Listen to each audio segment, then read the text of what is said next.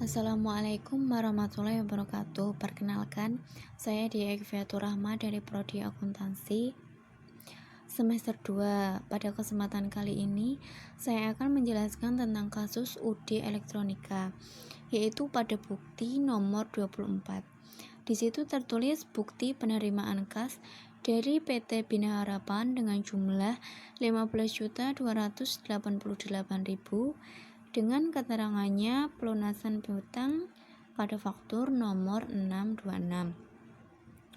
Berarti kita menjual barang kepada supplier. Dan kita lihat dulu teman-teman pada faktur nomor 26. Kita cari yaitu terdapat pada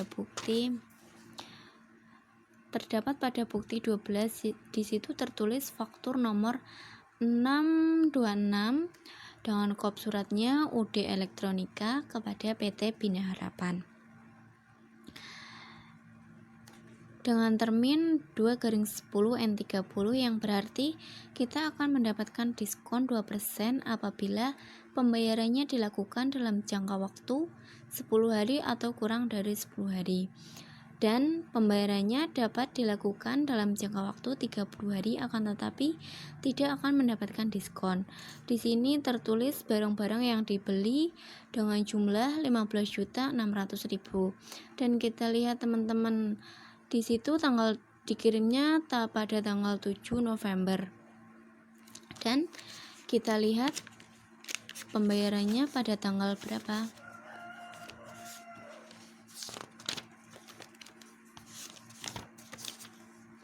Di sini tanggal pembayarannya yaitu pada tanggal 15 November.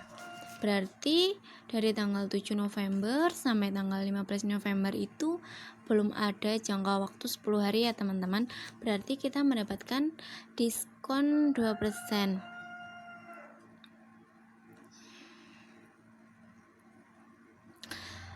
Dan berarti 15.600.000 kita kalikan dengan diskonnya sebanyak 2%.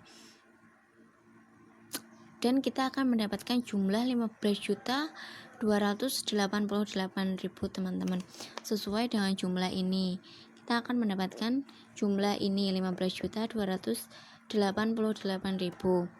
Dan kalau ada seperti ini teman-teman, hal yang pertama yang harus kita lakukan yaitu kita harus membuka jurnal penerimaan kas dengan ayat jurnalnya kas sebesar 15.288.000 karena kita mendapat kasnya bertambah, kita debit.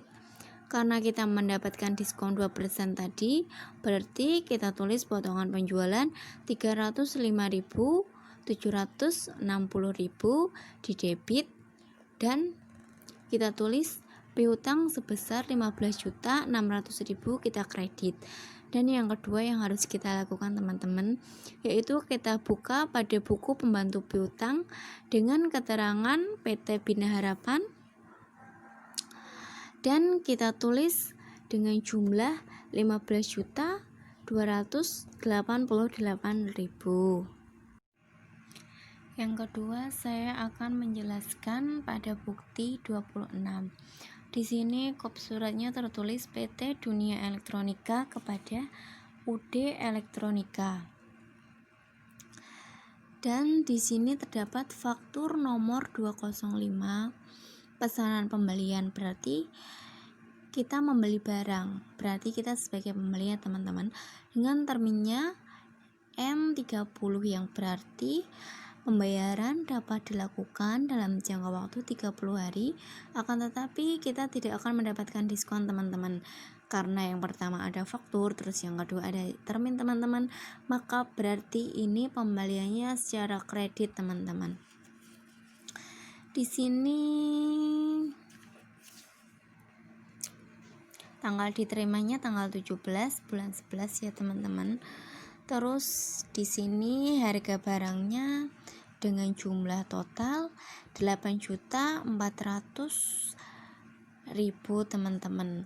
Dan kalau ada seperti ini pembelian secara kredit, hal yang pertama kita lakukan yaitu kita buka jurnal pembelian teman-teman dengan ayat jurnalnya pembelian bertambah teman-teman, karena kita membeli jadi pembeliannya bertambah. Kita tulis 8.400.000 di debit teman-teman, karena utangnya juga bertambah teman-teman, karena kita utangnya bertambah, kita tulis juga 8.400.000 di kredit teman-teman. Terus yang kedua, kita buka buku pembantu utang, karena kita tadi kredit, kita mempunyai utang teman-teman. Kita mempunyai utang, kita tulis dengan keterangan utangnya itu buku pembantu utang PT Dunia Elektronika. Kita tulis buku utangnya 8.400.000. Selanjutnya saya akan menjelaskan pada bukti nomor 31. Di situ tertulis perintah penarikan cek yang ditunjukkan kepada CV Kurnia dengan jumlah 5.096.000 untuk pembayaran utang dagang. Berarti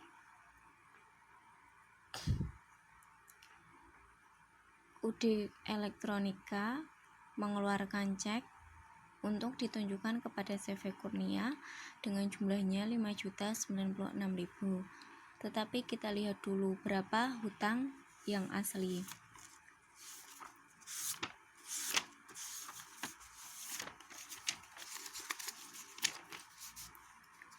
Di sini kop surat CV Kurnia kepada UD Elektronika dengan pembelian barang seharga 5.200.000. Transaksi pada tanggal 13 November dengan termin 2.15 N 30 akan mendapatkan potongan 2% apabila pembayarannya dalam jangka waktu kurang dari 15 hari atau 15 hari atau kurang, dan dapat dibayarkan dalam jangka waktu 30 hari. Akan tetapi tidak akan mendapatkan diskon. Kita lihat di sini tanggal transaksinya yaitu pada tanggal 3 November, dan kita lihat pembayarannya yaitu pada tanggal berapa? Di sini tertulis pada tanggal 18 November. Berarti dari tanggal 3 sampai tanggal 18 November itu belum ada jangka waktu 15 hari, otomatis kita akan mendapatkan diskon sebanyak 2%. Berarti 5.200.000 kita kalikan dengan 2%, maka kita akan mendapat potongan sebesar 104.000. Terus sisa utangnya berarti 5.200.000 dikurangi 104.000, maka akan mendapatkan 5.096.000. Karena ini perintah penarikan cek, maka yang pertama harus kita lakukan adalah kita harus membuka cek. Kita harus membuka cek. Di sini tertulis cek nomor 309, tanggal transaksi 18 November. Ditulis penyerahan cek ini bayarlah kepada CV Kurnia. Di sini ditunjukkan kepada CV Kurnia dengan uang sejumlah 5.096.000, dan kita tulis juga di bonggol ceknya.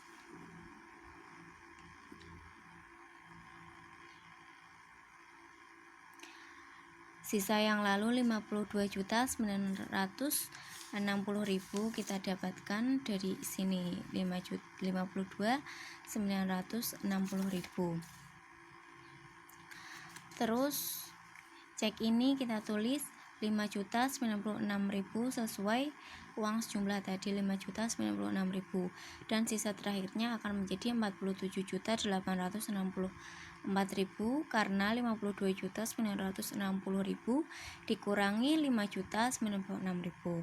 Selanjutnya langkah kedua, kita membuka jurnal pengeluaran kas. Karena kita membayar hutang, berarti dengan ayat jurnalnya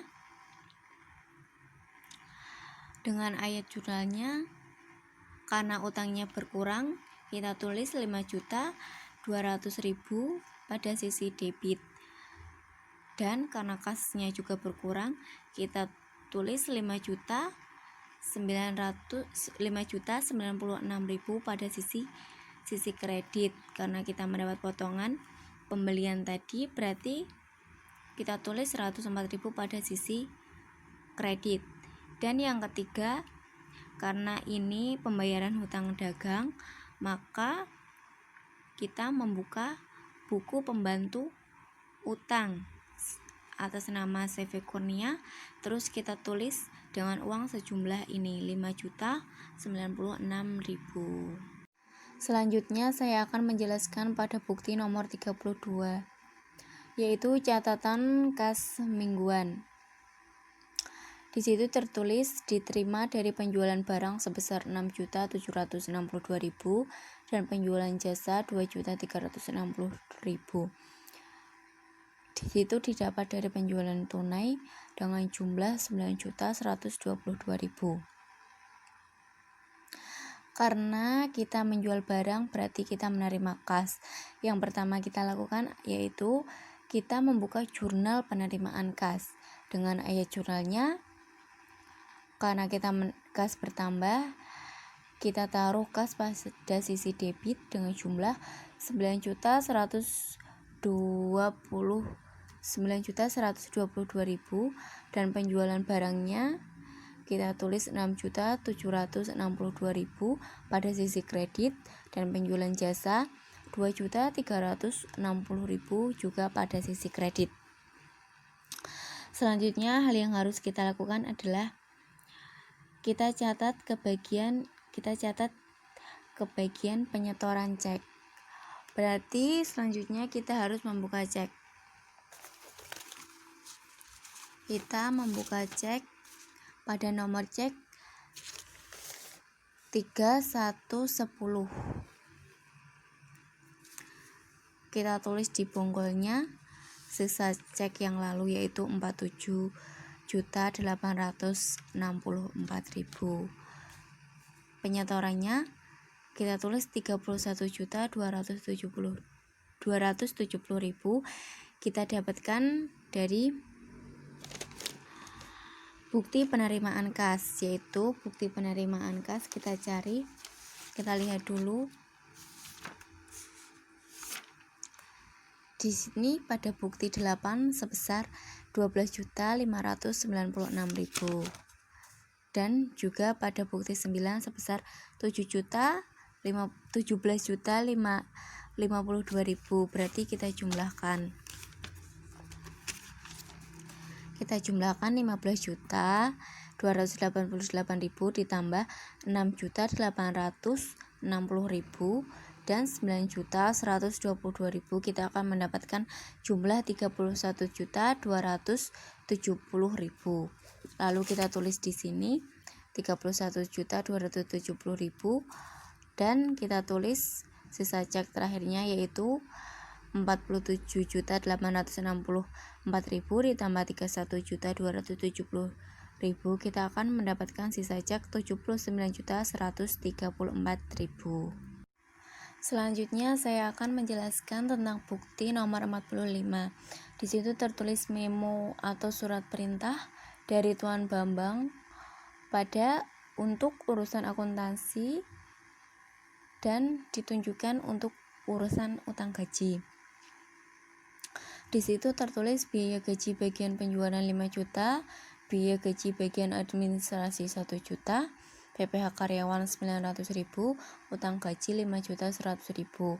Karena memo itu tidak terdapat pada bukti khusus lainnya seperti buku pembantu piutang, buku pembantu utang, jurnal penerimaan kas, maka memo masuk pada jurnal umum. Jurnal umum dengan ayat jurnalnya yaitu beban gaji bagian penjualan kita taruh pada debit 5 juta dan biaya gaji bagian administrasi sebesar 1 juta kita debit dan PPh karyawan atau gaji 2 mingguan kita tulis di bagian kredit 900.000 dan juga kita tulis utang gaji 5.100.000.